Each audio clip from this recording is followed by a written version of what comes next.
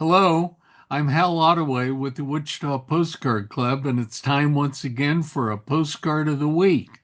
And this week, I have a card to show you that is something that I might not have even purchased at the time, but I'm glad I did. And it's a card that we would say is a generic card in that it could have been adapted to any city. But somebody along the way, and it could have been at one of our postcard shops right here in Wichita, but they got this generic postcard and they had let's just say, a glue stick or a glue pencil. And they very beautifully wrote the Main Street, Wichita, Kansas on this, and then sprinkled glitter on the paper. And this would have all adhered, and it would have been put in a postcard rack and sold. This glitter business was a nightmare for the post office from word go because every time you hold it, every time you look at it, some of that glitter falls off. And it even fell off on my scanner when I made this scan for you today. But they're kind of a big mess, but it was a big thing at the time, and it was a something that sold well, and so that's why they did it. But this generic card makes reference to these people walking along with their dogs, which I think is pretty attractive, but their electric lights. Look at this. And so, thinking about all of that and having remembered that several years ago, I was at a lunchtime meeting with my friend Jim Mason, a retired local historian and Wichita native, good friend, member of the Wichita Postcard Club for a number of years too. But Jim had told and mentioned about all of this business of bringing electricity to downtown Wichita. And so that kind of clicked in my noodle. So here we are looking at that postcard today. And then we wanted to go further and to bring Jim back into the picture and let him show us and tell us a little bit more about this whole business of bringing electricity to Wichita, Kansas. So thank you, Jim, for being here, and please go through some of the cards that you have from your collection. We'd appreciate it. Sure, Hal, thank you. Starting off looking at one that says that we're looking south on Main Street. Obviously, it's a nighttime photograph.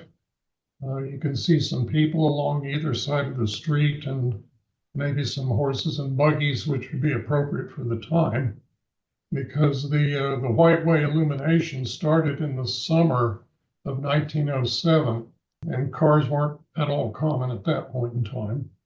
And it was a big deal here to extend the shopping hours of the merchants along Main Street, and they're actually the ones who promoted this and paid for all of those lights to be put in.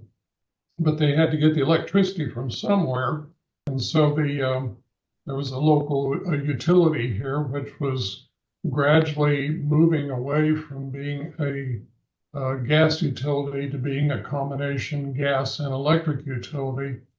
And they were located just a few blocks away from Main Street there to that's where their generator was that they made the electricity. For those of you that are familiar with Wichita, the location was on the east side of Waco, just about where the parking garage for the Broadview Hotel is now. There's an image that shows what that building that was there at the time looked like. This comes from what was called the Sanborn Fire Insurance Company. They went all over the nation and made very detailed maps of what was present within the metropolitan limits of the city. And they took notes on what the construction of the building was, how far away they were from fire hydrants, how many windows they had, all the kind of stuff that you would need to know on an actuarial basis in order to write a good insurance policy for businesses and homes. these maps all came down to us, and they're a really valuable resource for showing what was present at a given time or another. Wichita has about 7 or 8 sets beginning in 1884, going up to 1950. And so as you look at how that changes over time, it's just a really valuable resource. The building that's shown in the image, you can see one note there that says Dynamo, kind of in the middle of that large building. This is from the 1914 set. And actually at that time, the building, the equipment that was in the building had been abandoned. It was no longer being used for electricity because a local company called the Kansas Gas and Electric Company had been formed in 1911, and they built a brand new power plant several blocks north of there on the banks of the Little Arkansas River. And they took the machinery that used to be in this building and they sent it off to Newton, which is a town north of Wichita here, about 20 miles, and they used that to replace some old stuff up there. And they used we're going to use the machinery as a backup for their main equipment, which was the new facility they'd built on the banks of the river. But at any rate, the building was still there.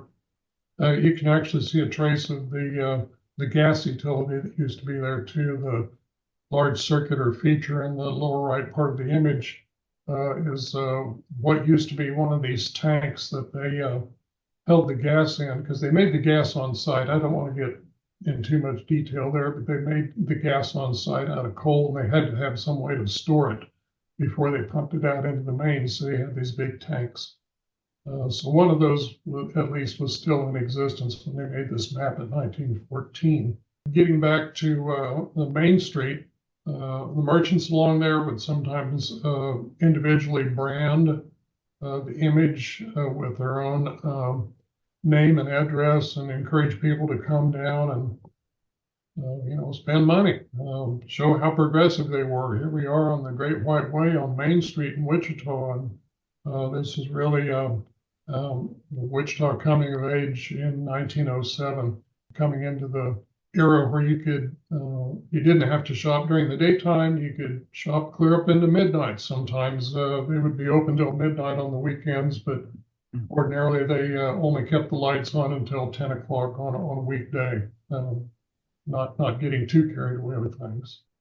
Yeah, it's kind of interesting because you can see names of some of the businesses on either side, and by looking at the listings in the phone books from back that time, you can really place where the photographer was when the photograph was taken.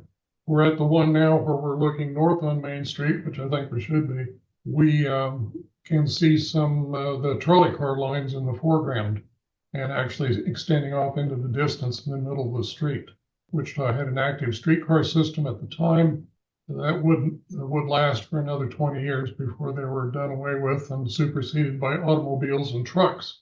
You can see the streetcar lines in the foreground, and you can see one that curves off to the right, because this was at the junction of Main and Douglas, and the streetcars had to get from one way to the other. If they were going south on Main and wanted to go east on Douglas, then they took that curved street line to get that done. The Great White Way, like I say, was started by the merchants on Main Street. Their lights were put in first, and then they got extended a little ways north, and then they extended the lights east on Douglas all the way to St. Francis Street, which is about 4 or 5 blocks to the east. So we've got another picture there that shows a view looking east on Douglas, also from the intersection of Main and Douglas. And across the top is a great big sign that advertises what you could serve your family for dinner. Christmas, maybe buy them a nice Niagara ham. And this is a product that was made locally. We used to have 2 big packing plants up in the north end of town. There was the Dold, D-O-L-D, and then the Cudahy. Dold produced the ham, the product that we see here. That was one of their branded products. That big electric sign hung across the intersection of Main and Douglas for quite a while. Makes it real interesting to, or real definite to know what you're looking at here because there's other photographs that show where that sign was located, and the newspapers, of course, talked about when this sign was first put up. And I don't know when they took it down, but I know it was there at that time when this was taken. Then over on the right, in that Niagara Ham picture, you can see a tall building that has some small lights that are draped vertically on it. They make sort of a loop, a U shape. And that kind of makes us think that this must have been Christmas time, that the building had extra decorations on it then. And that building, which is still there with a different facade at the southeast corner of Main and Douglas, was the Boston store at the time. When the photograph with the Niagara Ham was taken, the Boston store was that building was pretty much brand new. It had just been constructed a year or so beforehand. This was a department store that sold men's and women's clothing and shoes and all that kind of good stuff. And it was a big deal in Kansas or Wichita for decades. Knowing the history, we know what that building is, even though you can't quite see a sign there that says anything about what it is. Seeing the Niagara Ham and seeing the tall building with smaller lights draped on it gives it a real festive look. And then there's the extra lights that are draped from the middle of the street off to either side. Those were probably suspended from the streetcar lines that provided the electricity to the streetcars as they ran down the middle of the street. So that gives you kind of an idea of what the composition is. This photograph says it was taken at midnight, and Douglas is misspelled, but that's how things happen sometimes on these old cards. Wonderful. Thank you, Jim. It just gives you an insight into what can be discovered and to think about in terms of looking at the postcards in your collection and putting things together and just learning and seeing all of these steps that took place. You don't think about electricity being a big deal at the time, but there was none before then, and no switch to flip. Thank you very, very much, Jim. It just makes this card that we started with more meaningful. You can, just understand the situation about electricity coming to downtown Wichita. There was something else that we talked about in terms of kind of a predecessor to Wichita having a great white way. Something about Denver. You knew something about that? Yeah, when I was digging into this, and I have access to newspapers.com, and so I can read all the old newspaper articles. And there was when they were talking about getting this going, the gentleman who was a downtown businessman that was spearheading the effort, he was quoted in the paper at one time as saying that, well, Denver's got a great white way, so we don't want Wichita to be left in the dust, so we're going to have one too. Good for Another thing him. that's really nice about these postcards is that they're all real photo postcards.